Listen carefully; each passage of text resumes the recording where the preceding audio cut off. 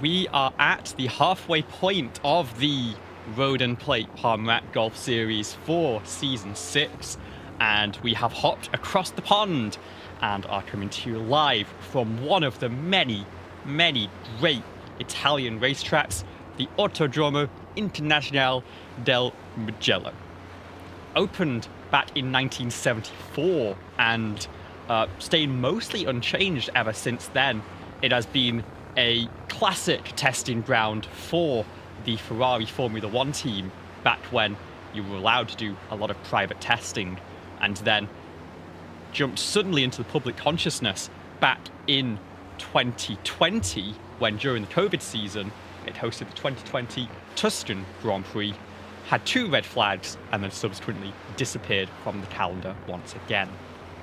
Over on 2 wheels, this is a very popular staple of the MotoGP circuit, hosting the Italian Motorcycle Grand Prix more often than any other track in Italy, though there have been a good number of those over the past. And of course, today it plays host to the Road and Plate Palmrat Golf Series with a style of car that is very unfamiliar to these roads. Featuring a total of 15 corners and feeding 3¼ miles, we are going to be lapping this place just a hair under 2 minutes, a far cry from the 1:18 that was set back in that F1 machinery. But there's going to be a lot of room to work with, a lot of open racetrack, and a lot of side-by-side action. And so I cannot wait to bring you all of that action today on JCTV. I am Olivia Hayward. Alongside me for tonight's race is Jonathan Canfield, and as we hit the halfway point, it is Aaron Smith in control, but further behind, it is a very close fight indeed.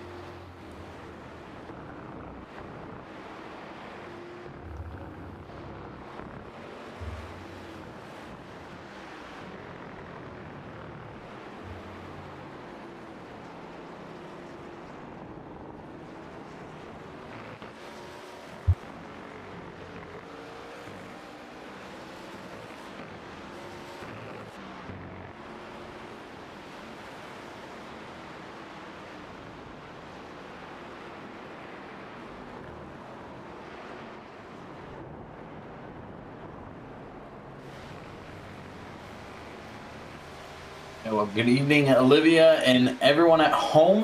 Hope everyone's doing well as we get ready to kick it off here from Mugello Circuit. I am excited to actually see a track that has so much history. And Olivia, you and I were talking about before the broadcast how this track's going to be looking like it's going to be a little foggy and overcast, and talked about the abrasiveness that we normally see. We're going to get to see maybe a different side of the track tonight. Track tent probably going to be down a little bit, maybe even a little bit of moisture within the track with the fog sticking around. And as you mentioned, lap times right now ticking around. Our fastest right now is going to be Aaron Smith with a 1:53.449 as of right now. Going to be on the pole as we're wrapping up qualifying for that sprint race. But as we know, that changes everything once we get to the feature. Aaron Smith has shown time and time again that he is the driver to be in this league, but the times I've been here this season, I've missed a couple races, but there's been a couple times I've been here where he's gone on to win that sprint race and he just can't recover in the feature. And it seems to be on these interesting road courses that we go to that's where he seems to have the little mistakes and the little slip-ups, and that just derails the run that he has for the night. But outside of that, you've got guys like Dustin Bally that we look to play strategy anytime we go to a road course like this. Evan Hubchak, Sam Stoner, those guys are going to try and play the strategy, and strategy is always the name of the game as we get ready to start our sprint race. Yeah, and it was a very competitive race to the checkered flag in VAR a couple of weeks ago, only getting that move done as we got to the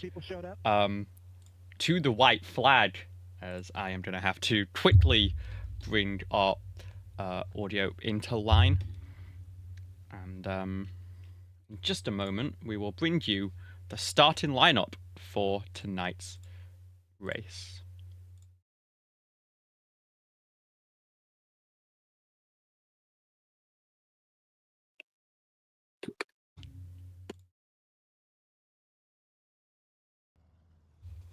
So as we get back out onto the racetrack for what will be quite a short pace lap here, in fact.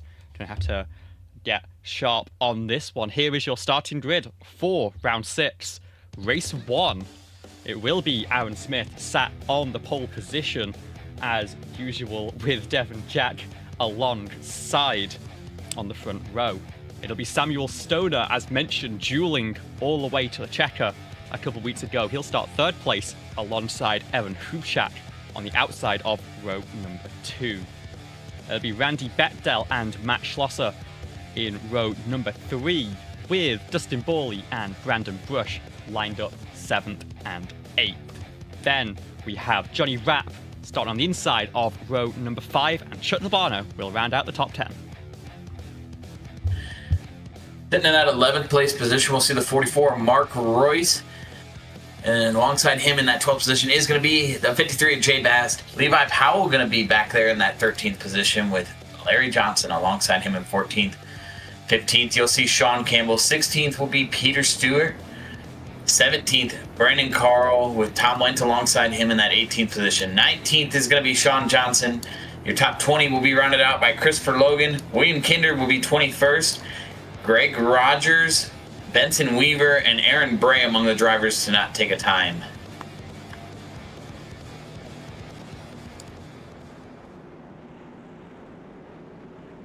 And as we get a look through, we head just through the final sector here. And let's go on board for a second. You see, this is the view from Devon Jack, 2nd place on the grid. And some very fast flit chicanes to finish out the lap before we head into the final corner. This is going to be a very tricky spot to flick the car through. So we'll see how the drivers handle the challenge.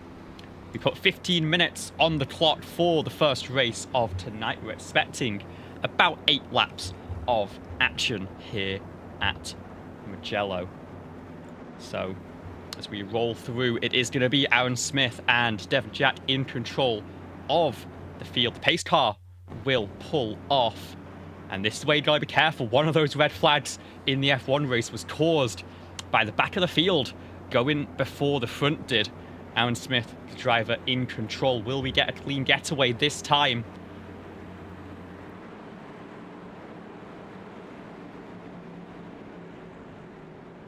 Long hold as we get towards that start line. And as the refs come up, we are green here for the sprint race at Mugello.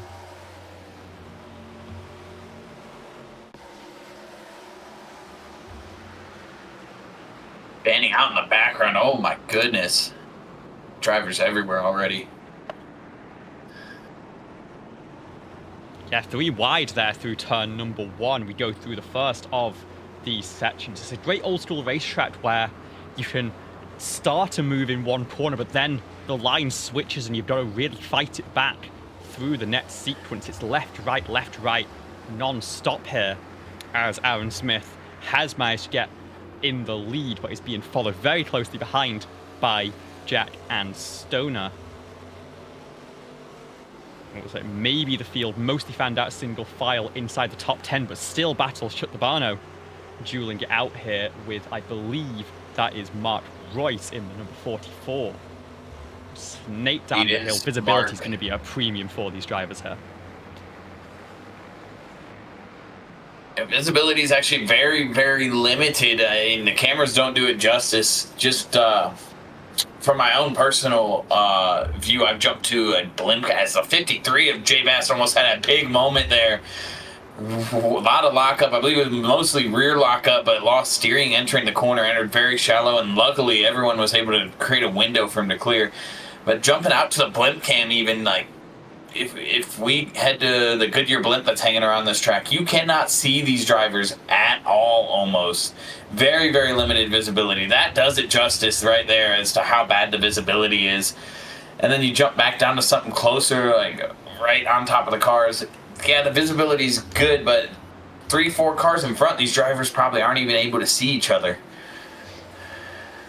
Yeah, and it will be Aaron Smith who leads lap number 1. Devon Jack has some great visibility of the rear bumper of that number 70.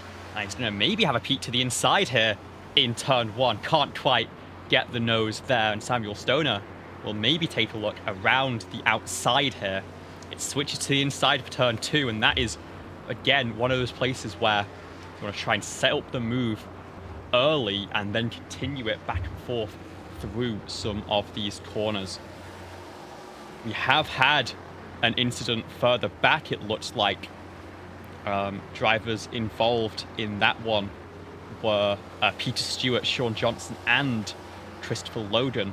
We'll have a look back at exactly what happened there.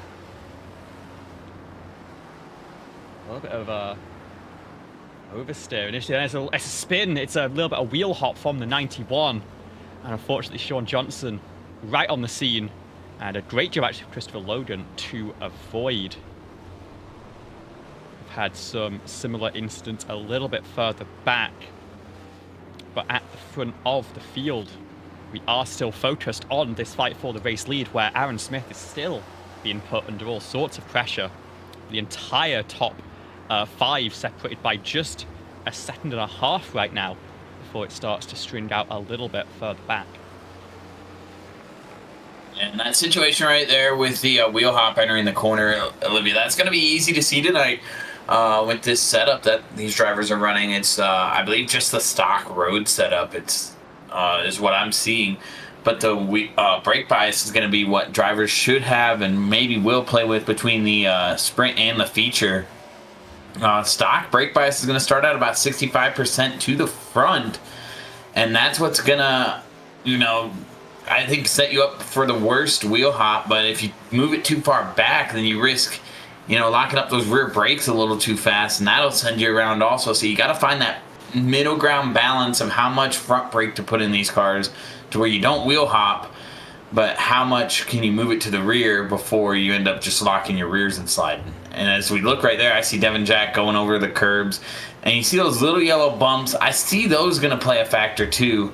Those little turtle curbs, as some people call them. Running those over in a stock car, they can be your best friend at times if you hit them just right. But if you hit them wrong, like my example would be on throttle at any point, trying to get back on throttle, and you're touching those little curbs, that'll throw the rear end around, and that can make your car very loose. I've seen Devin Jack do it once already tonight. I'd be interested to see if it affects any of the other drivers as we go through the night.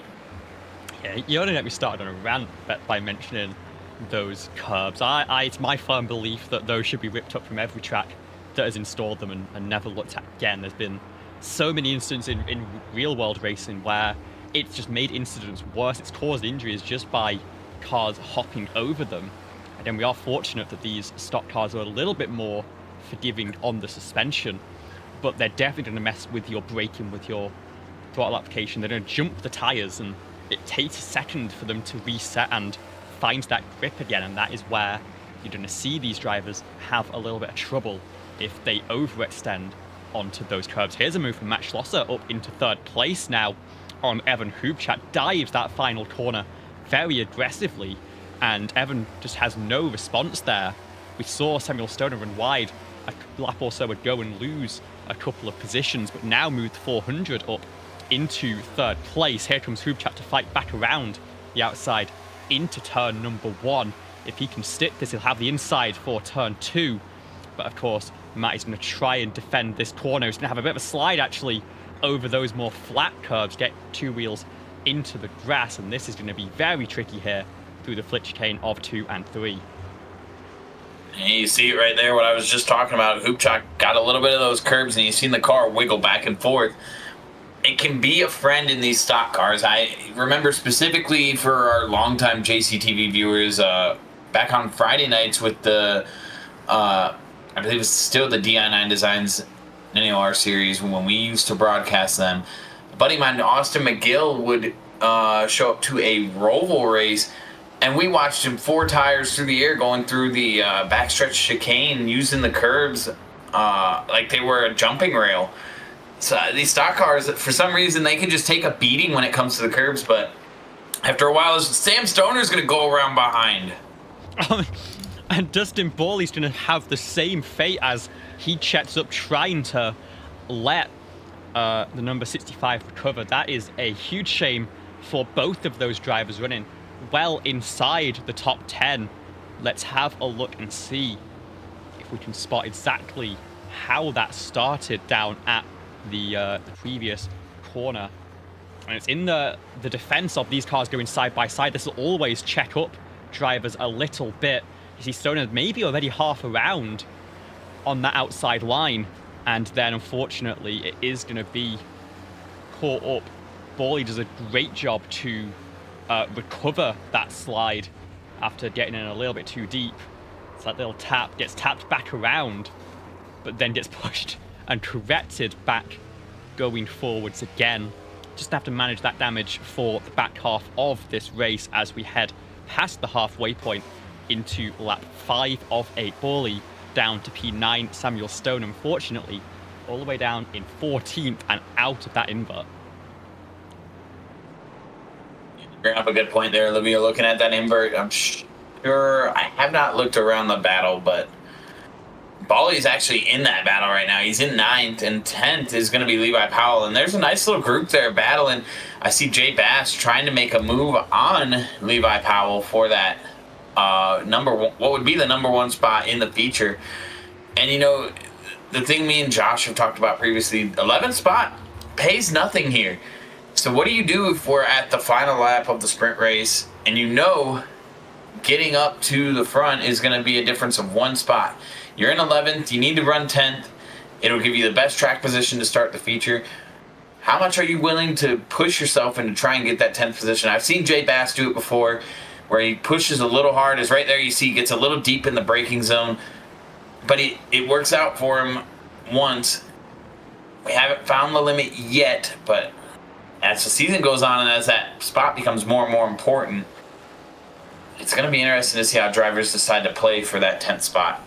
Yeah, and you're seeing just in the background there, Johnny Rapp starting to fall down the order after being used as a unwilling battering ram to get Bawley pointed in the right direction. A huge logjam caused by those cars going sideways, and unfortunately, it's going to knock him down to 13th place with significant damage and into the clutches of Samuel Stoner, who's going to try and charge back through to get into the invert. We saw a great run from him last week doing a similar thing, but this time it's going to be more difficult than ever. 3 laps to go here in the sprint race at Mugello, and we are still focused on this fight for the edge of the top 10. Evan Hoopchat's done a great job of fending off that charge from Matt Schlosser for 3rd place, and of course Aaron Smith holding a nice comfortable lead. It's a spin for the 30 of Powell, and that is going to hand 10th place over to Jay Bast, and I think that may have been just a little bit too heavy on the brakes and locking up those rear tyres on the way into turn number 1.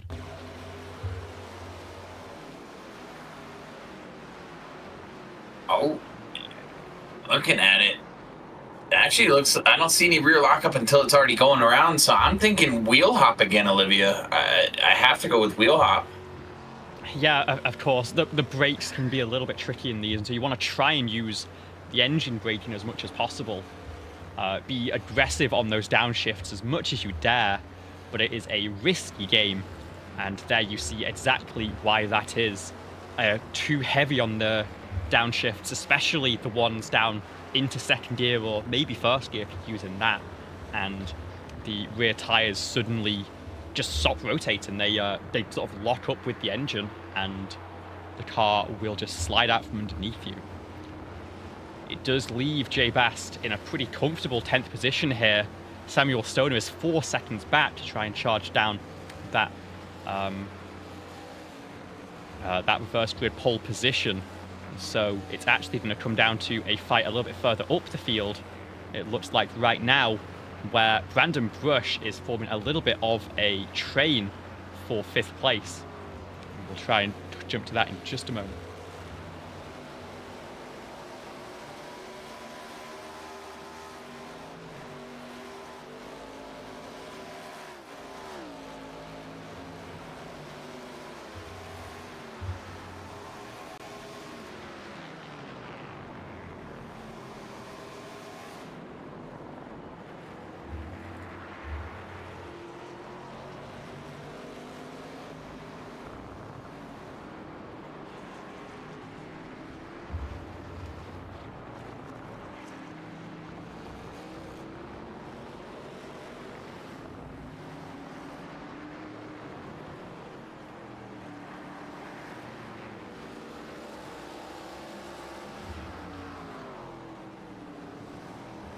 And here is that battle for 5th. You see Brush at the front of the field, just trying to fend off the train. It's Mark Royce directly behind, and then Shutlabano in tow, trying to really hold on to that position as we are just 2 laps to go here. The leaders are just going to filter through the final sector and come to the white flag.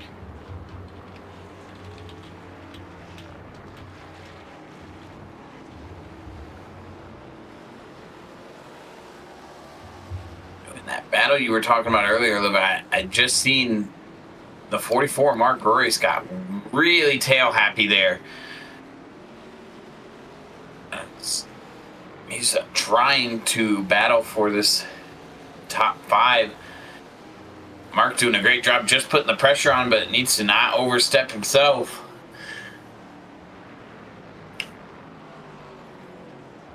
He's right there all over the rear deck lid of that 41.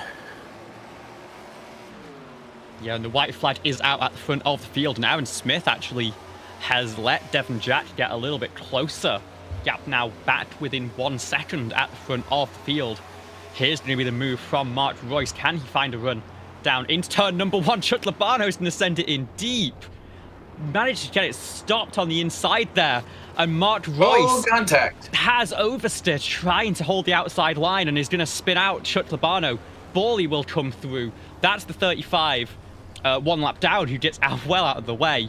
It will cycle in Levi Powell up into the reverse grid positions. They are going to try and cycle this one out. And let's have one quick look at exactly what went wrong there. We can get away with a chopper cam just about within range. You see a big dive from Labano. And it's not netcode. It looks like it's just the 44 trying to get on the power to get ahead midway through the corner. And unfortunately, it takes both him and the 346 out of contention. Oh, and that's not meant to be there. ATVO continuing to be a thorn in my side as we get back to live pictures. And this is the final sector now. This is Aaron Smith in the 70, fending off the move from Devon Jack. And with just 1 more corner to go, it looks like Aaron is going to be able to pull this one off. Led from the green flag, was put under all sorts of pressure from the moment we started this one. And is going to hold on by just about half a second to take yet another race win on the campaign. Devon Jack will fly home in 2nd place. It'll be Evan Hubchak who leads Matt Schlosser for 4th. And further down the field, we've got this battle. Borley is actually caught back up to Samuel Stoner for 7th and 8th, with Jay Bast behind. They will slot in 7, 8, 9. And Levi Powell manages, after a couple of mistakes, to fight back through for that reverse grid pole position. Levi actually did a great job when you go and look at it, making sure that he got his car rolling again and he didn't hit anybody. So sometimes it's not about how many mistakes you make, it's how big the mistake is. And Levi just managed to not have the bigger mistake there. Yeah, great job from Levi in that one. This is the top 10 of the results at the bottom of your screen. Remember, they will all be inverted as we get back into the feature race, 35 minutes, where I wouldn't be surprised if, despite the foggy conditions, we might end up seeing some drivers go for 4 tires, because this is a very tricky surface. We saw about 2 seconds fall off for a lot of these drivers just in 8 laps, and the track temperature somehow is up at 38 Celsius, 101 Fahrenheit. I don't know how the track is that hot with the conditions as they are.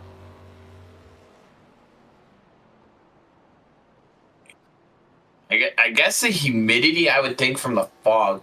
But while we got a couple seconds here, it does look like if they choose to take it, we could talk to our 2nd place finisher, Devon Jack. But interesting for this league, you only get so many interviews. Aaron Smith, obviously winning everything that he can this season, is out of interviews currently.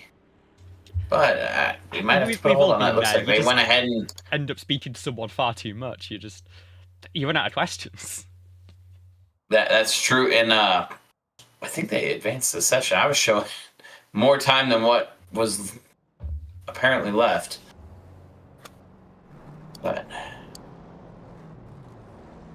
we will get some interviews in here tonight. Actually, the warm up is just getting started. I'm wrong. My time is all thrown off here. We'll get it together eventually, but let's see if I can find one of our drivers to talk to.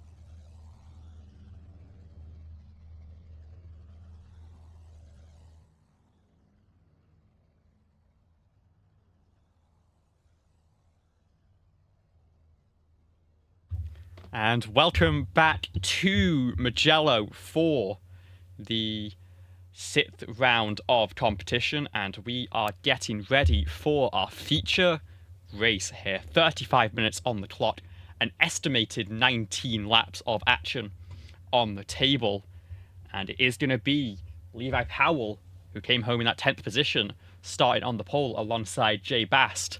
But Jonathan, I've heard we have a lot of moving further down as penalties from prior weeks are being applied now for that feature. Yeah, looking over the grid right now, your third place starter, Samuel Stoner, is going to get an EOL.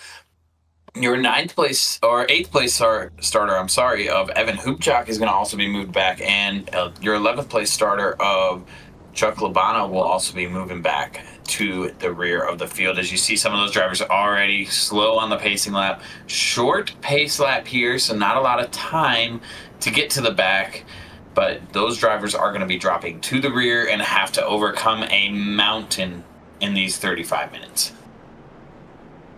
You know, I'm just realizing would have been quite a smart thing under this pacing.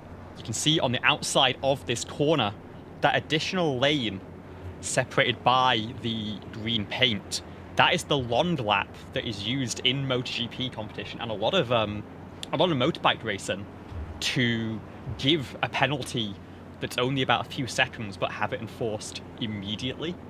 It's I think quite a nice thing when you compare it to time penalties that end up being given after a race. And again, going back to some Formula One talk with this track being a host back in 2020, that's a big conversation right now about time penalties and whether an illegal overtake can sometimes be worth it if it means that you can get the penalty done in the pit lane and come back out ahead of the driver.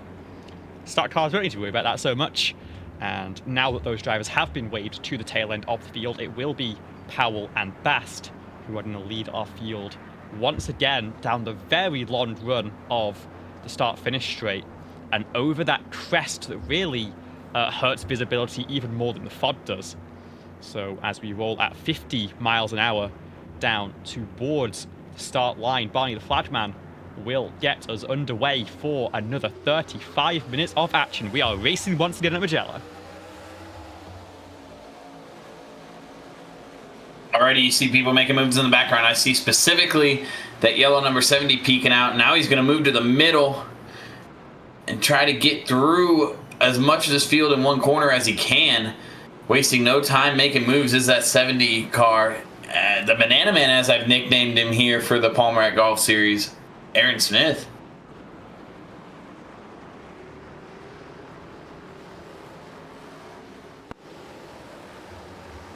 And you can see just the swarm. There's so much more room to work with on a track like this, and immediately Aaron making the most of it. Up 4 positions, given a couple of those by the grid inverts, but now looking to make it 5.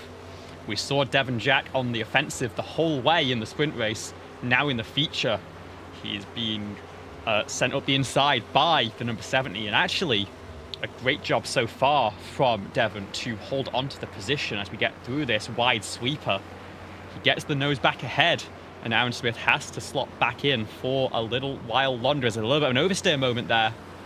Oh, and there's more than an oversteer moment a little bit further back. We have cars around. That's Sean Johnson, I believe. And Tom Wient, actually, the driver who ends up slow at the tail end of the field. Back in our battles in the top 15, here comes Samuel Stoner, who started all the way down the order. Brenton Weaver with a little bit of a moment under the brakes, and it looks like the 65 going to try and sweep around the outside here and into this flit chicane. They'll finally get that job done. Chaos at the tail end here as all of those invert drivers try and make their way back through.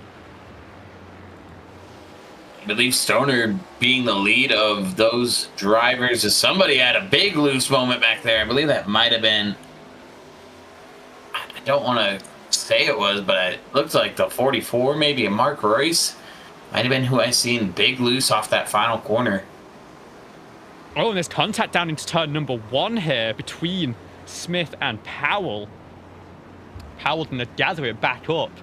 Let's try and get another look back at that incident and see exactly what happened. The number 30 goes for a big lunge up the inside and just taps on the right rear corner of the bumper, goes into a half slide and saves it, but falls back Both behind drivers. Randy Bettel.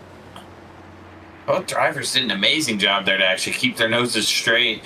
Immediate apologies coming from the 30 car to Aaron Smith. So class act there by the Levi to recognize his mistake, but also both of them, great job hanging onto those cars. Yeah, it was pretty minor contact. I don't think Smith is going to have any lasting damage from that, but he is going to be a couple seconds back right now.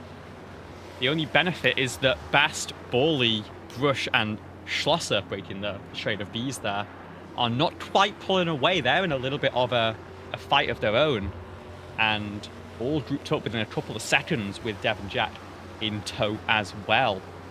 Aaron Smith seemingly tiptoed into this race as Brush having a little bit of latency problems there, as Matt Schlosser gets up the inside, back up into third place, where he, of course, was running early on in the sprint race.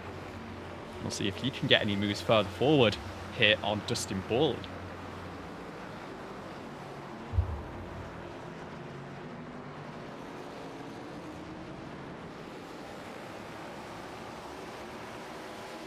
Another guy making his way through right now, just trying to stay ahead of Aaron Smith, is that 49 Devon Jack. Remember, he was second in the sprint to Aaron Smith, and for a while there was putting pressure on the 70. So Jack's got the pace, I think, if he can just get some clean air out front. Right now, stuck in the traffic, trying to make the moves. Looks very difficult to pass right now with the way these cars are set up, and that stock car racing, mostly at any road course, just putting the pressure on, trying to get the guy in front of you to make a mistake to open the doors. Bally looks like he's having a couple issues. I believe I've seen him go off track a little bit and grab some dirt. Yeah, Devon Jack actually was the fastest car on the racetrack last time by. It seems like now has gotten that move done on Brandon Brush, and crucially, that's invited the number 70 back into the conversation. Aaron Smith now back onto the tail end of this pack with plenty of breathing room to Bettel behind. This could be where Aaron starts to set those moves up. It could be a bit of a patient game. Maybe he knows that he's going to go for a bit of a more aggressive tyre strategy in the pit stop here. Remember, expect all drivers to make a pit stop in that feature race as Dustin Borley goes for a big look up the inside. Jay Bast has a wiggle on the brakes, trying to run the outside line. And not only does Borley get through, but Matt Schlosser looks to clear for second place as well. So Jay Bast started on that front row in this feature, now down to third place in just one corner. And now Aaron Smith looking for a move. In fact, Brandon Brush coming back on Devon Jack here for fourth place. And this is Reardon who opened the door for number 70. And I noticed something when we were going through that corner where Jay Bass had that little slip up. It looked like we were kicking up some dust. Not easy to see with all the fog that we have on this track, but definitely maybe some drivers towards the back or even some of these guys up front cutting these corners a little close, kicking the dirt out onto the track. iRacing did that update earlier this year, maybe late last year. I cannot exactly remember. I just know they did an update where now we have that kind of debris on the track, and we've seen it affect both drivers in this league and other leagues on these type of courses where putting the power down isn't going to be as easy because the track's dirty now. That could have been a case right there with Jay Bass. It looked like a braking issue, but not too long after it happened, I did see some cars kicking up some dust. Yeah, it's a huge factor. You sort of get those dirty tyres, and it takes a good few corners to get them back underneath you. We've had an incident a little bit further back for Randy Bettel here. Maybe a bit of latency, in fact, as we got no sign of the 23 on the racetrack right now. Remember, he was running in the 6th position, so that's really unfortunate for the number 19, as now Greg Rogers is the first car in this second pack, fending off Mark Royce right now for 7th place. Meanwhile, Samuel Stoner continuing to make moves up the order. Cut to him as he gets past Johnny Rapp through that third sector, I think, and now back up into the top 10 after serving an EOL to start this race. We've only done 4 laps so far. This is great moves from the number 65. talk about one of the drivers being on the move. He's the one on the move, coming from the back of the grid. He's made up the most spots. Update on Randy Bechtel. His latency issues appear to have cleared up. Currently just sitting in a sand pit. I believe when he had the latency issue, he just pulled it off to the sand pit. Now just leaving the car resting there. I assume maybe trying to fix the issue, or maybe not here at all. But currently that number 19 is just hanging out in a sand pit. But yeah, back to Sam Stoner. Biggest move around the race so far is that 65. He's got the pace, but he's also got the passing ability, which right now, as we're talking about passing ability, look at Aaron Smith trying to set up the 49 of Devin Jack. He's going to have a look here to driver's right.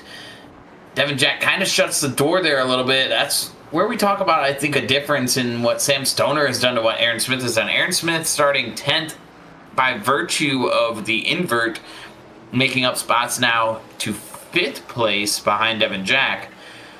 Actually, I could be wrong. My iRacing scoring is not fully up to date, but both still riding behind Devin Jack.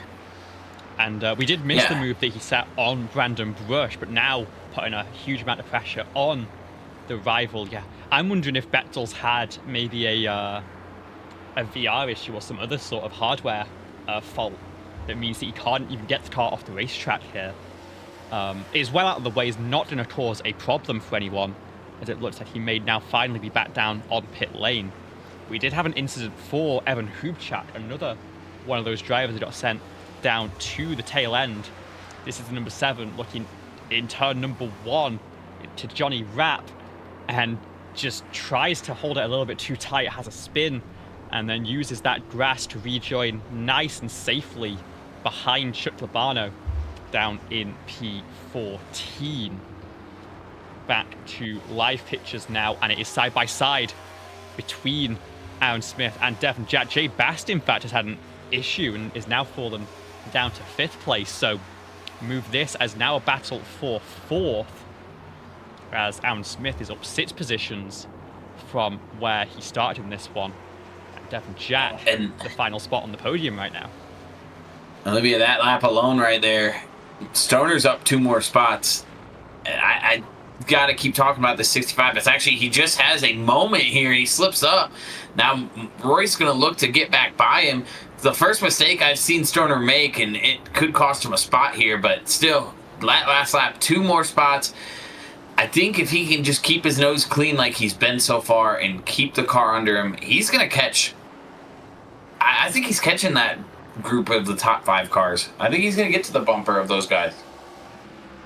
Yeah, and it all depends on how quickly Jack and Smith can get through the pack, as it looks like Stoner has finally made clear, and Levi Powell has taken advantage as well to get around the number 44 as they come through this sweeper in the middle of the lap. Never mind, here comes the 44 once again. There's maybe a little bit of contact as we continue down into this chicane, and Mark Royce does a great job getting to the inside and blocking out the number 30 to get back up into 9th to try and follow in the wake of Samuel Stoner. Up at the front of the field, Aaron Smith has gotten the move done now on Devin Jack, so is now into those podium positions, and it is currently Dustin Borley and Matt Schlosser who lead the way after 6 of 19 laps. See if Matt can get a move lined up. He's only a few tenths behind down into turn number 1, but maybe too far back to attack Dustin this time by. But they've got to try and get moving, because Aaron Smith has just set his fastest lap of the race so far, not far off the fastest overall lap. Borley's wide. He's going to have the inside now for turn number 2, but can Schlosser sweep it around the outside? Maybe he can. And gets to the inside for turn number 3. That 400 machine now leading the way from Dustin Borley, and Aaron Smith in the back of shot through the fog, looking to chase them down. Borley looks like his back end's dancing around a little bit. Gotta wonder if he hazed those tires at any point. Got him a little hot, got him a little slippery. These stock cars are very, very sensitive when it comes to tire wear, and how you heat up the tire affects how this car is going to drive. If you slam the throttle just even a hair too hard out of the corner and you light the rear tires, it's going to take maybe 3, 4, maybe even 5 corners just to get your tires to start cooling down. Then however many corners it's going to take for you to get them fully cooled back into operable temp for you to be able to attack again. So Bali definitely looked like he was sliding the rears there a lot. And I think that just caused him to slip up and give the lead away. Yeah, and a great move from Matt. He got alongside with that in turn number 1, but having the outside line for turn 2, the work was still there to be done, and did a great job committing to the outside, leaving room to make sure that he didn't turn himself on the nose of Bawley, but just dominating that corner and taking into the race lead, as now Bawley's looking more in the rearview mirror back at Aaron Smith. We had an incident a little bit further back between William Kinder and Aaron Bray here in turn number 1. This is Bray on the brakes with a big slide, gonna try and save it, I think, and it just rolls into Kinder, who was hooding that inside. Kinder's gonna be let go first here as Bray gets going once again, but some pretty heavy damage it looks like on that number 11, as he's gonna try and now fend off that was Tom Ween, who has now gotten back through for 18th place by the look of things. Back up at the front of the field, Dustin Bawley has found a little bit more pace, is actually holding on well to the back of Matt Schlosser in the 400. We'll see if he has a response before the pit stop cycle. And I wouldn't be surprised with how slippery it has looked on the racetrack here if some drivers make an early stop at around halfway and maybe take a gamble on 4 tyres. I'm betting Aaron Smith going to try and do it with fuel only, and that's going to be the difference in strategy between the two of them. But we'll see how that survives, as we still have another 20 minutes left to run on this set of tyres.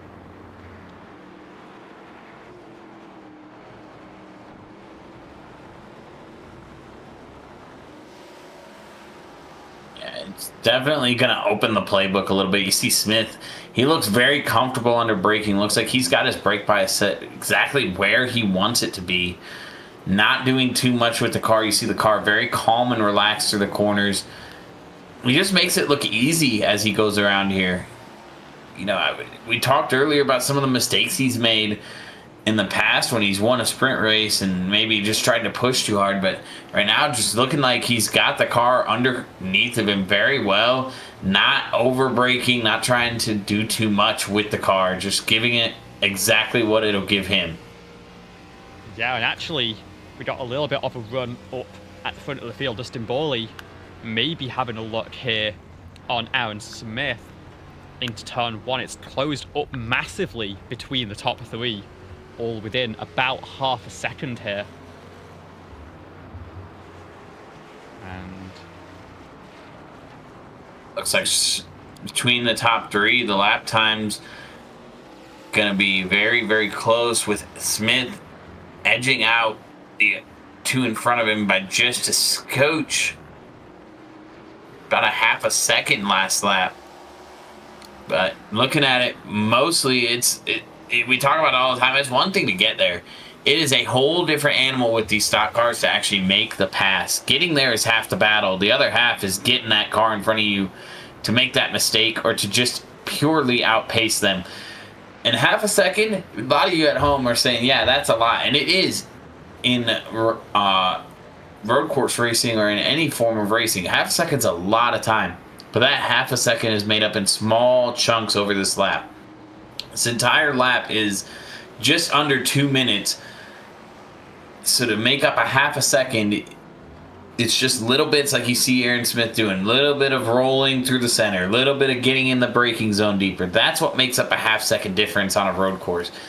Whereas what we see on ovals, a half second is half a straightaway at some tracks.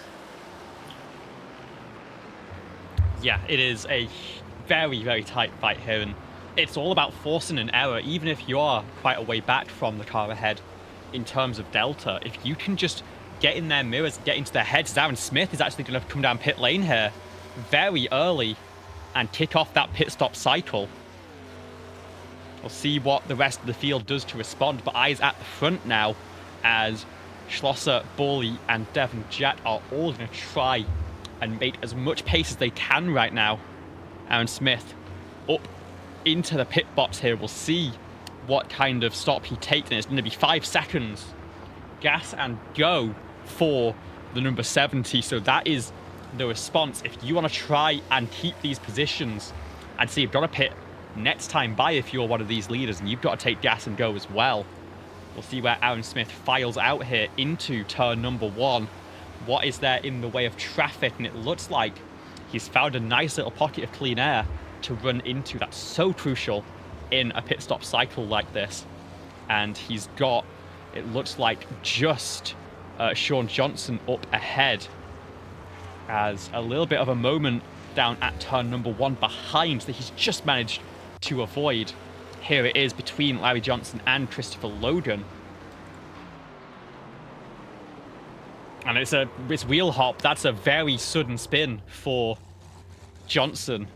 And Stewart is going to get on the brakes, doing a great job to avoid, and is going to be let through here for 15th place. Getting back to live pitches, and Aaron Smith's already caught up to Johnson. This is crucial that he gets this move done quickly, because he is on a battle on the racetrack right now with that entire top 3. And if he gets held up in traffic, they are going to have plenty of time to get that pit stop for that fuel and get back out ahead of this yellow machine here. Look at all 3 of our leaders going to stay out here. No, it's going to be Devon Jack who makes the run down onto pit lane, as Aaron Smith continues to be hassled by Sean Johnson. Is going to get to the inside through here. That should be move done now and can start to focus forward once again. But what is the time loss from that little bit of traffic? We'll see where he cycles out in comparison to the number 49. Devon Jack, in fact, is going to be stationary for a lot longer. It looks like it's maybe taken 2 tires in that number 49 machine, and it will be Aaron Smith flying through without too much trouble. So differing strategies here as Jack peels off pit lane with those 2 fresh tires. Greg Rogers came in and got a speeding penalty on entry, so is not going to be in the lead pack for the rest of this one. Now the question is, what is it for Matt Schlosser and Dustin Borley? When do they pull the trigger on their pit stop? And do they try and fight Aaron Smith on an equal footing, or do they hope that he's made a mistake taking fuel only? I think no tires, it's been the way to go a couple times, but I say that, and the last time I said that, Aaron Smith was the one who proved me wrong and went and got tires. I talked about it in kind of the pre-show or just before the sprint race. It's strategy. What one do you go with, and what is it going to get you? What's the net gain? And it's a game we play week in and week out with these road courses. Some courses, the tire wear is so minimal, you're never going to be able to tell the difference in tires.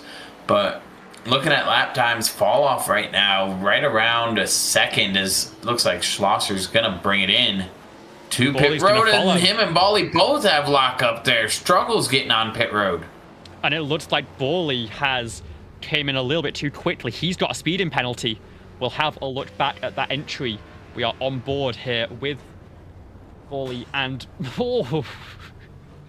Schlosser having to get heavy on the anchors to get below the limit. Borley piles into the back, not expecting that brake check. And in the end, iRacing going to forgive the 400, but not the 24 here. He's going to be stationary in the box for quite a while longer as Schlosser gets going once again. The question is, where is Aaron Smith in relation? And I'll tell you, he's behind. Matt has done a great job to hold on to that position. He's matching on that fuel-only call. We've got the call, of course, behind from Devon Jack. 3 seconds in tow to Aaron Smith right now. But on 2 tires, they're going to try and make that work. And now the question is it going to work out? It doesn't look like those tires are very stable for the 49 right now. So there's a little bit of an oversteer moment out of turn number 3. And that's always the problem with 2 tires as a call. Of course, you think that it's the best of both worlds and that it only holds an extra couple seconds compared to a fuel-only decision, and then you get that fresh grip on the outside tyre.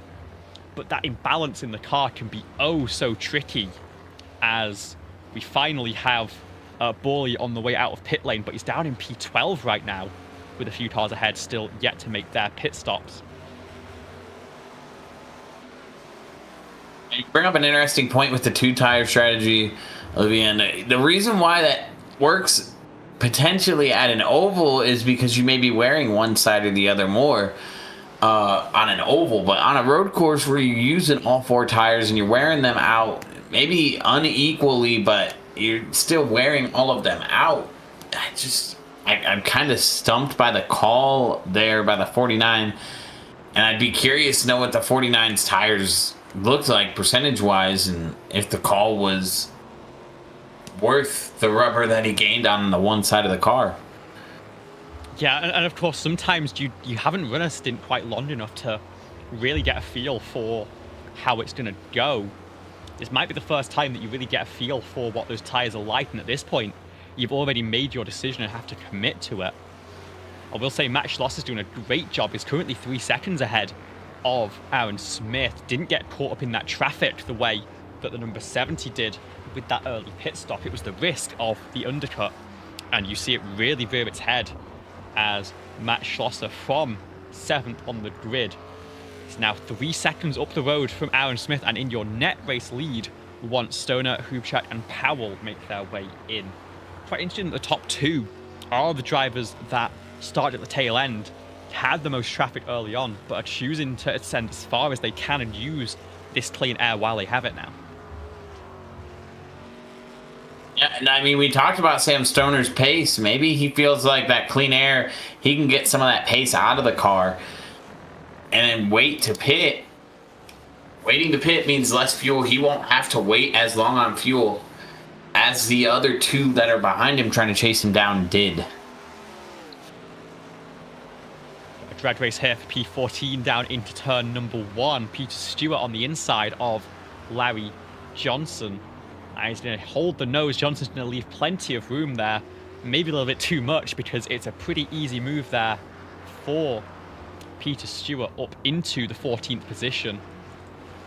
Justin Borley again had that speeding penalty on the way in that nearly got Matt Schlosser as well and handed the lead back to Aaron Smith. He's now on a recovery drive and has Sean Johnson up the road by just a few tenths of a second. We'll see how quickly he's able to get this one done at the front of the field. As your top three all in the pit lane, Matt Schlosser will retake the race lead on the racetrack.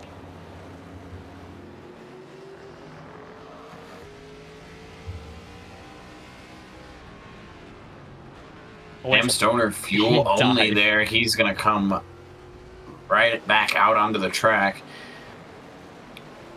I was looking at lap times just before Stoner decided to pit. He was outpacing Aaron Smith by about 3/10. Probably not enough to overcome the gap, but if he can get back out there and get back on his lap time, he will at least have a chance at a better finish than where he's at right now. Which is still 5th place. It's an incredible recovery drive, and he's got Brandon Brush right up the road here. Has the worst tyres compared to the 41, but it's just a 2-tyre call for Brandon, and so very much makeable for Samuel to get through and up into 4th place, which would be an incredible result after starting at the very back of the field. I'd argue that he could even get up into a podium here, potentially. It's going to be a long shot, but he's shown us that he's got some pace in that 65 that I think competes with your top 3 currently on track. And at one point, he was outpacing the top 3. So, like I said, if he gets back to it and he can really just put the whip to it, you never know what can happen. Yeah, I think part of it depends on how well Devon can get those asymmetric tyres back up into the window. We'll have a look to see how the 49 is running now that they've bedded in those fresh tyres. And hopefully it's a little bit more smoothly. It was a good lap time last time by, and so maybe has enough to fend off that podium position on what has been a fantastic weekend for Devon Jack for second place in the sprint race, currently third in the feature, and only 4 seconds from Aaron Smith, which in any of the weekend is an incredible accomplishment. So fast in these race cars, but right now, not at the top of the tower. Matt Schlosser with 2.5 seconds on your championship leader right now.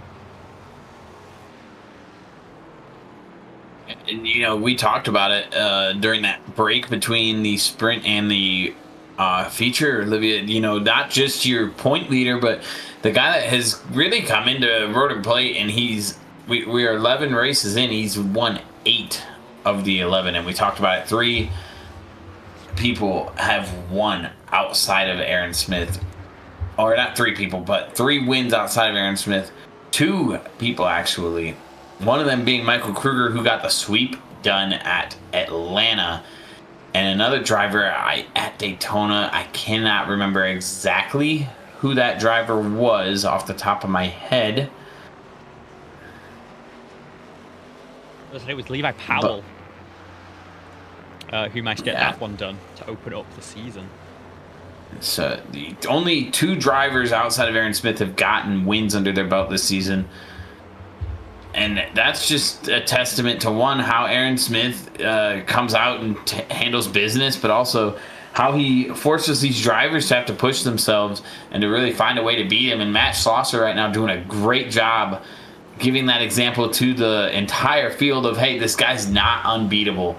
I can go out here and set pace. I can come out here and be in front of him.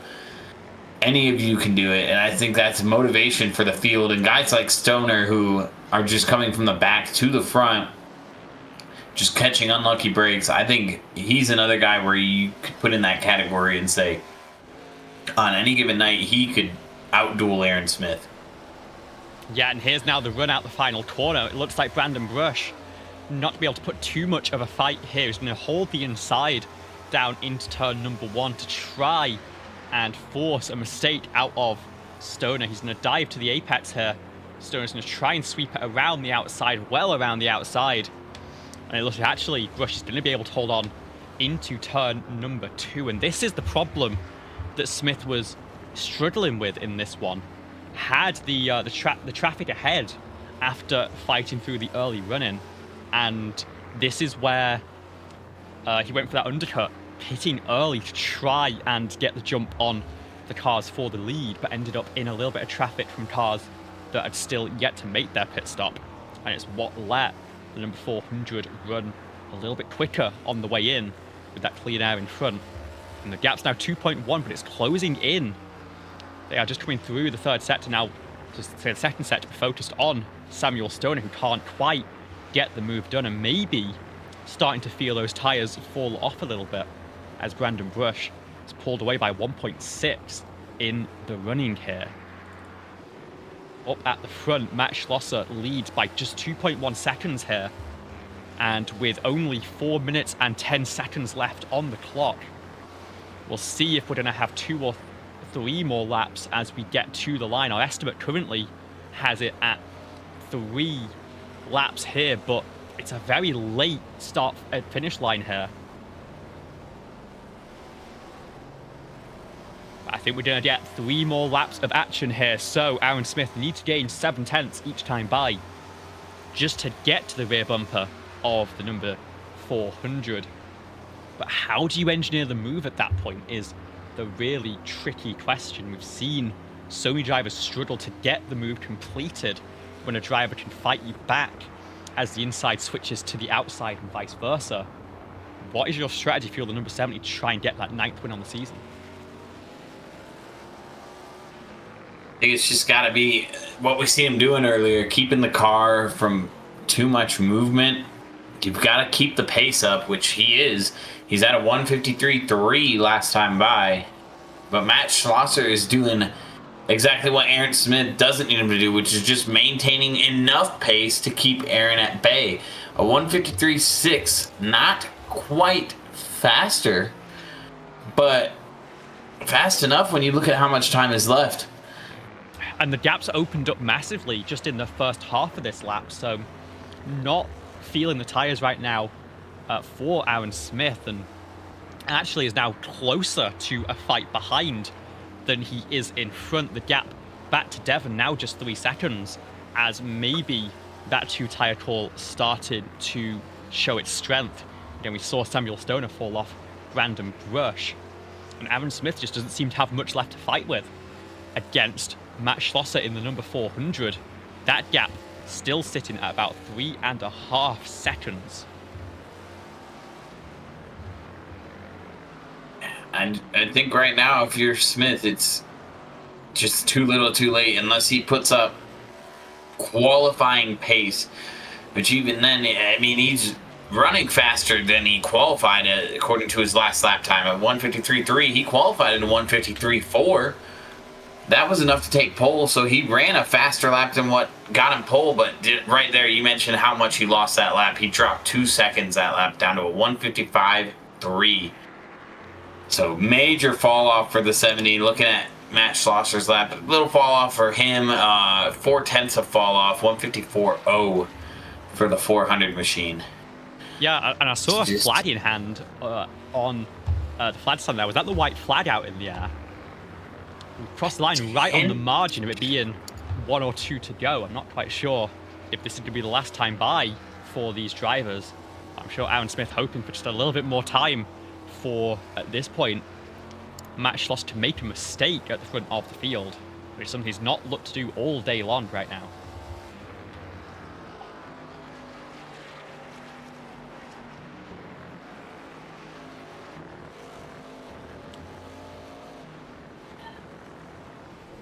We've got just 50 seconds on the clock by my count here, heading down through what is going to be, I think, turn 10 or 11 around here. And looking at replay, Barney the Flagman did have the white in the air, so this is actually the final lap of the race. Which is a surprise. I thought we'd have enough time to get one more in, but maybe the race being cut short, maybe a Rolex 24 situation out on the racetrack, but I'm not sure that it's going to matter all that much, because Matt Schlosser has just taken control of this feature race. Aaron Smith threw everything at him here to try and get that position back, went for a strategy call, went for an undercut to try and get this to work, but that's confirmation. The checkered flag is out, and the number 400 slays the dragon and takes a road course win here in the Road and Plate Series.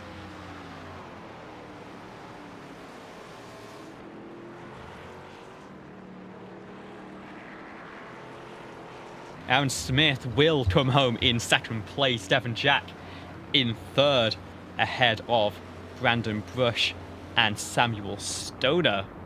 But what a performance from Matt there. Just driving a perfect race ultimately, forcing Aaron Smith into a risky call that ended up backfiring. And he was just able to fend off that pressure from a couple seconds back. Had the air gap to just not let Smith force a mistake out of him.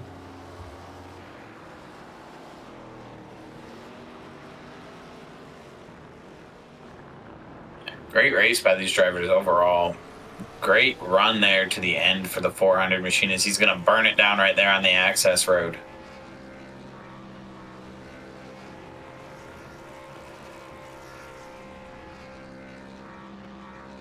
He's got to be careful. There's a shortcut back to the start-finish straight, but I'm not sure iRacing would think too kindly if he took it on this cooldown lap.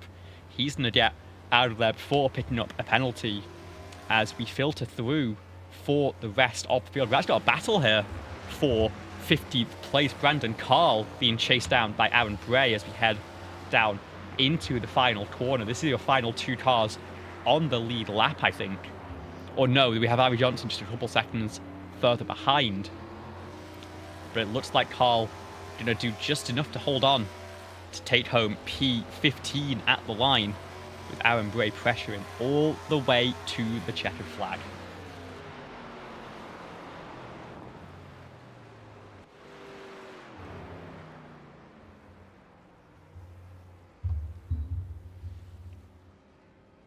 So as another fantastic evening of action comes to a close here in the Road and Plate Palm Rat Golf Series, let's have a look at your final race results here at Mugello. It is Matt Schlosser who takes the race win over Aaron Smith by 2.3 seconds. The first driver other than the number 70 to take a win on the road courses so far this season.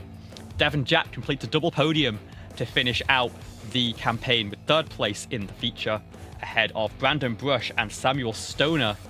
Able to fend off is the number 41 for fourth place. Sixth place will be Jay Bast with Evan Hubchat behind.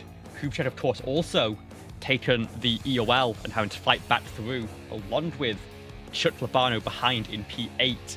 And then Mark Royce and Levi Powell rounding out your top 10. It'll be Dustin Borley who finishes in 11th ahead of Sean Johnson, with Peter Stewart and William Kinder behind. Brandon Carl and Aaron Bray fighting all the way to the line for 15th and 16th, with Larry Johnson, your final car, on the lead lap. Then we have Christopher Loden, Greg Rogers and Johnny Rapp rounding out your top 20. Your other retirements in tonight's race: Tom Wendt, Benson Weaver, Randy Bettel and Sean Campbell. And I think without any further ado, we need to talk to our race leader here. Let's welcome into the booth Matt Schlosser, and what a performance that was, finally taking down Aaron Smith. Talk us through how you ran that feature race and just how you withstood that pressure at the end there. Hey Olivia, thanks. Yeah, it was a lot of hard work. I honestly I realized in the sprint race I was shifting down to first a lot, and I realized that was just not going to work for the long run. So I started using second gear in pretty much every turn. And in the beginning of the feature race, I was following Dustin for a while, and I was like, we should probably not race too hard, because the more we race, the more others are going to catch us. And he actually slipped up a little bit, and I was able to pass him. And then I almost sped on pit road, and I had to like slam on the brakes after my pit entry, and I hope that didn't catch Dustin out, because I think he got a penalty. He kind of tapped me entering the pits. I hope I didn't mess up his race trying to not speed, but I came out of the pits, and I honestly thought Aaron was going to undercut and take the lead. And when he came out a few seconds back, I was like, all right, well, let's see how much of a chunk he takes out. And I realized I was maybe going to be able to hold him off. And, I think he maybe slipped on the last or second to last lap, and I was able to hang on. But man, that was crazy. This is such a cool track. I'm so stoked to win this race. Yeah, awesome. Yeah, and were there any thoughts about taking any tires there in that stop, or did you know it was going to be very tight and you had to cover whatever Aaron Smith was going to do there and keep the track position to have a chance at that one? Yeah, my strategy going in to that feature was to not take tires. I assumed I could save tires a little bit by not shifting down to first. I didn't know if it was going to work or not, but I figured that that might give me a chance to have an alternate strategy that could work out, or maybe not. I just decided to gamble with it. I think it might have been the preferred strategy. I'm not sure. Someone in the waiting room said they took left side tires. I don't really like taking two tires. It messes up the balance and feel for me, and I kind of like to keep it as it is, either old or new altogether. But yeah, I didn't change them. And yeah, they felt pretty good. I was turning my fastest laps near the end, so I think I was able to take care of them, and yeah, it just kind of worked out. So it was a good, lucky strategy maybe, but it worked out. Well, it sure did. Taking a race win here at Mugello. If there's anything you want to say back to the fans at home, everyone watching, now it's time to do it. The floor is yours. Congratulations. Thank you again. Yeah. I just want to say thanks to Dustin and the admins who organized the league. Always enjoy racing here. Shout out to you guys for the broadcast.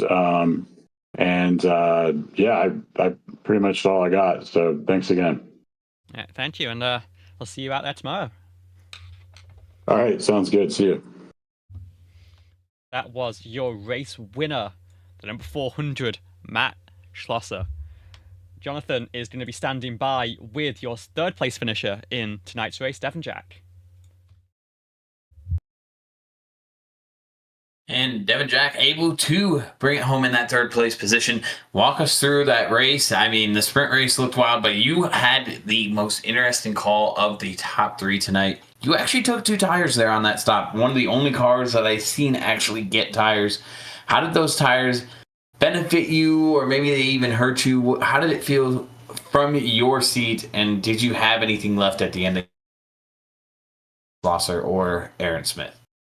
I think I could have caught Aaron if we had another 5 or 6 laps, but the tires helped for maybe 3 or 4 laps, and then they started to fade away because I was pushing harder at the end to try to close the gap because we weren't anticipating Schlosser to go minimum fuel.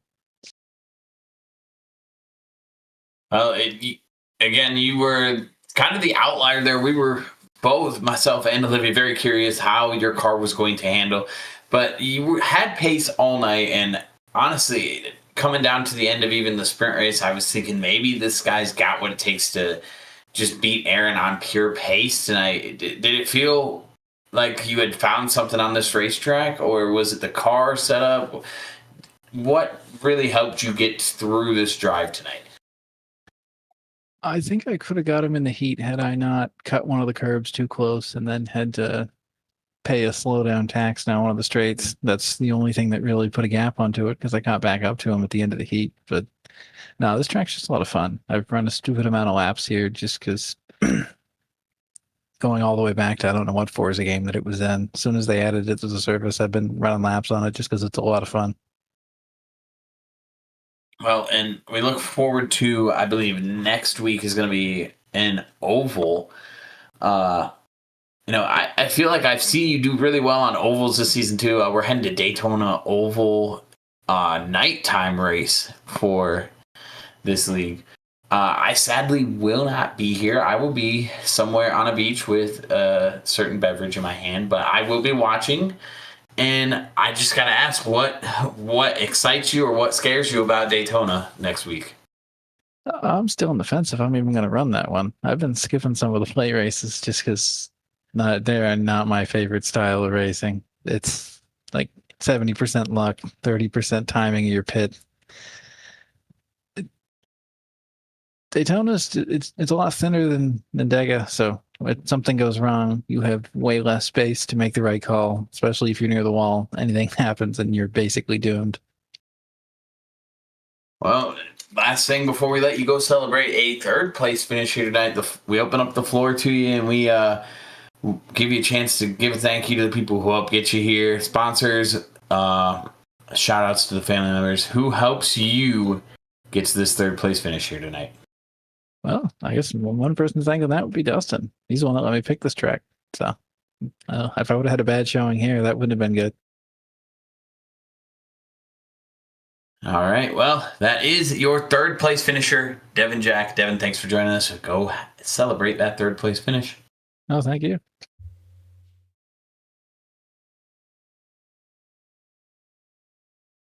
And finally, Olivia, I believe you have our race winner. Our fourth place. Or not race winner, fourth place. Fourth place finish. Oh, I'm out of order already. Let's just I check didn't even vote, the let's be honest. I'm sure Brandon won't mind taking that crown. Hey. But talk us through that one, because you had a sixth place here in the sprint race, and it set you up quite well for a good position in the feature. And it's now 4 race starts this season after you joined us at VIR, and 3 of them have finished up in 4th place. So talk us through that consistency and how you fended off Sam Stoner there at the end of the race as he charged his way back through the field. Yeah, Sam, I knew he had pace. So I was surprised, I knew he was going to have a run on me and I was just going to defend pretty hard. But yeah, it seemed like he only had that one attempt and then he fell back and he stayed there, which was nice to have that buffer. I always like having, a second gap around me. Otherwise, yeah, I feel consistent. I mean, with consistency, it's just practice. And especially on this track, it's really easy to get into a rhythm. Just the way the quarters kind of swept together. Kind of dozed off there. When you get on the highway, you kind of all of a sudden drive a mile and you're like, oh, hope I didn't hit anybody. I kind of felt that way towards the end there. I always feel like I have bad pit stops because I end up taking the tires or maybe I'm over fueling. I'm just glad I didn't lose too much. I didn't lose any spots or anything. Jay always gets 3-4 seconds on me. So I was concerned about that. Otherwise, yeah. I saw Dustin sat there for a while, so that was easy pass. Dustin's always good, always in the top 3 there. I wish I could have held back Devin and Aaron a little bit longer there, but I had to slow down. That I was trying to bleed off, but I just didn't get it done in time. Yeah, otherwise, it was a good track. I wish it was a little bit racier. You kind of had to wait until people made a mistake to get by him, but just seemed like you couldn't be super consistent on the braking. Like sometimes you went a little bit too far, sometimes you slow down a little bit too much, so that kind of helped in the mistakes. And then with this ARCA car, I noticed that it's just on these long runs, it's like the middle point. You got to be careful not to burn off the tires in the midpoint. That seems to be a key thing there, and they last longer. I noticed I was already going to take lefts, and I ran my fastest lap time in the session, and then just in general on the track, the lap before I pitted. And I was like, shit, I didn't know if I should take the tires off or not, but then I left them on. It seems to really help drive the last couple of laps there. So yeah, of course, Stoner went for the fuel-only call, but you're just able to fend him off then. Talk us through sort of how those 2 tires feel on that first lap out the pit lane, because we heard from Matt saying that the balance can feel a little bit tricky when you've got cold tires on one side and warm, worn-out tires on the other. How do you manage that first lap out the pit lane just to make sure that you get them bedded in and can get back to pushing on those new, fresh tires? Yeah, I mean, I noticed the same thing with our Xfinity car. It just seems like even if you only have one new tire in the rear, it acts like you have new tires on both sides. It's a lot harder to spin the tires. They're definitely they're better than the Xfinity car. It feels like when they're cold out of the pits, but it was definitely that. When it's the outside tire on the front, you definitely get the push through the middle and on exit. So you got to be pretty nice. Like I said, you don't want to burn them off because it ends up really costing on the end there. It wasn't too bad. Like I said, the Xfinity car is definitely way worse. So you had to be way slower. I could push pretty hard on that lap out, the out lap. I think even with that pit, but it felt pretty fast. I was gonna say I ran like a 157 or something, and it felt like you really didn't lose as much time as you thought. I didn't really back up the braking too much. I was definitely just a little more gentle on the throttle, and yeah, I think that was pretty good. Well, congratulations. It seems like you're making a habit of these top 5 finishes here in the Road and Plate Palm Rat Golf Series. If there's anything you want to say back to the fans at home before we let you head off for the night, the floor is yours. Congratulations. Thanks. Yeah, I hope I'm top 5 for the rest of the season, especially on the super speedways. Pretty chaotic there. Just thanks to Dustin for doing all he does for the series, and then Evan for sponsoring so we get that broadcast, and you guys for doing the broadcast. It's an absolute pleasure. Congratulations, and we'll see you next time. Thanks, guys. That was our 4th place finisher tonight, Brandon Brush. That will round out our interviews. But of course, as mentioned, the title sponsor bringing you all of these broadcasts is Palm Rat Golf. They deliver classic styles and a modern fit that allow you to move seamlessly from the office to the course to hanging out with friends and family. Visit palmratgolf.com today to browse their collection of fine golf apparel, including polos, pullovers, pants, and more. We say thank you to them, of course, for bringing you all of the action here on JCTV. I say thank you to Jonathan Canfield, sat alongside me for tonight's race. I say thank you to everyone at home who has been watching the fantastic action that these drivers deliver week in, week out. And from Olivia Hayward, I say thank you so much for watching, and we will see you next time.